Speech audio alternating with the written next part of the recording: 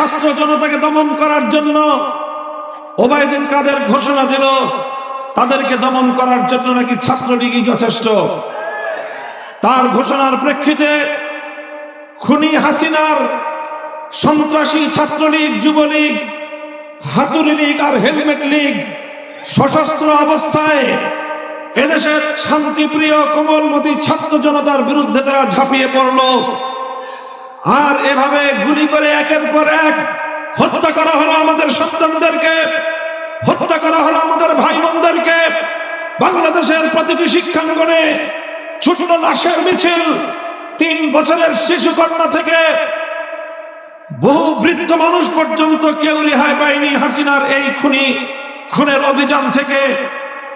বাংলাদেশের জনগণের ট্যাক্সের টাকা দিয়ে কেনা, এদেশের মানুষের নিরাপত্তার দায়িত্বে নিয়োজিত হেলিকপ্টার দিয়ে